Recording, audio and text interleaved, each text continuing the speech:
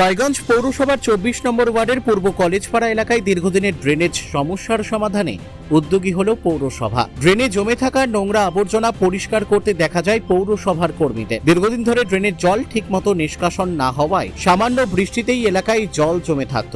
এমনকি অনেক সময় ড্রেনের জল উপচে বাড়িতেও ঢুকে পড়ত বলে অভিযোগ স্থানীয়দের। জমে থাকা নোংরা জলের কারণে ডেঙ্গু, ম্যালেরিয়ার মতো মশাবাহিত রোগের আশঙ্কাও তৈরি হতো। পৌরসভার এই উদ্যোগকে সাধুবাদ জানিয়েছেন বিজেপি নেতা সম্রাট ভট্টাচার্য। তার দাবি, পূর্ব কলেজপাড়া দীর্ঘদিন ধরে ওয়ার্ডের বিভিন্ন নাগরিক পরিষেবা থেকে বঞ্চিত ছিল।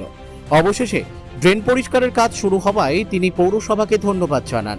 তিনি বলেন, নতুন সরকার এসেছে, সমস্ত সমস্যার সমাধান করতে কিছুটা সময় লাগবে। ধীরে ধীরে এলাকার সমস্যাগুলির সমাধান হবে। পৌরসভার এই উদ্যোগে খুশি এলাকার বাসিন্দারাও। তাদের আশা, নিয়মিত ড্রেন পরিষ্কার করা হলে জল জমার সমস্যা অনেকটাই কমবে এবং পরিচ্ছন্ন পরিবেশ বজায় থাকবে। সারা ইন্ডিয়া এখন রিলায়েন্সের ডিস্কো উদযাপন করছে।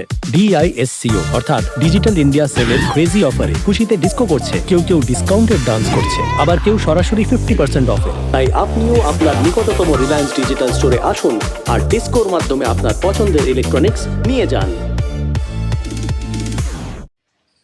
দাদা, আপনার নাম? আমার নাম সম্রাট ভট্টাচার্য। আপনি কি পদে আছেন? আমি 24 নম্বর ওয়ার্ডে বিজেপির তরফ থেকে প্রতিনিধিত্ব করছি বর্তমানে।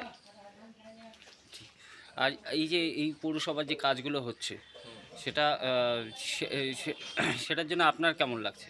আমার তো ভালোই লাগছে, কারণ আমি দীর্ঘদিন ধরে লড়াই করছিলাম পৌরসভায় যে আমাদের পূর্ব কলেজ পাড়াটা সবসময় বঞ্চিত। দীর্ঘ 15 থেকে 16 বছর ধরে আমার জ্ঞানে থাকা, দীর্ঘ 15-16 বছর ধরে কোনো দিন সংস্কারের কাজ হয়নি ড্রেনটা। এখানটায় সারা বছর রাস্তার মধ্যে ড্রেনের জল জমে থাকে, ডেঙ্গু, ম্যালেরিয়া বিভিন্ন সমস্যা হয়। পাবলিক যথারীতি বাড়িতে ঢোকে, সেই ড্রেনের জল টপকে টপকে বাড়িতে ঢোকে। তার বিনিময়ে যে আমি পৌরসভাতে রিকোয়েস্ট করে সরকার বদলের পর যে এই কাজটা এত সুন্দরভাবে পরিষ্কার পরিচ্ছন্ন হচ্ছে, আমি এতে প্রচণ্ড আশাবাদী যে ভবিষ্যতেও পৌরসভা এইভাবেই দায়িত্বশীল থাকবে জনগণের প্রতি। ঠিক। এবার আপনারা তো এত বছর 15 বছর যে শাসনটা হয়েছিল সেই শাসনের সময় এই সেগুলো সমস্যাগুলোর সম্মুখীন হয়েছেন। তো পৌরসভায় আগামী দিনে পৌরসভার জন্য কি বার্তা দিতে যাচ্ছেন? আগামী দিনে পৌরসভার জন্য একটাই বার্তা দিতে যাচ্ছি। দেখুন, পৌরসভা তো দীর্ঘ কুয়ার মধ্যে ঢুকে আছে। 15-16 বছর এগুলোতে একদিনে সম্ভব না যে সম্পূর্ণ জিনিস একদিনে পরিবর্তন করে দেওয়া।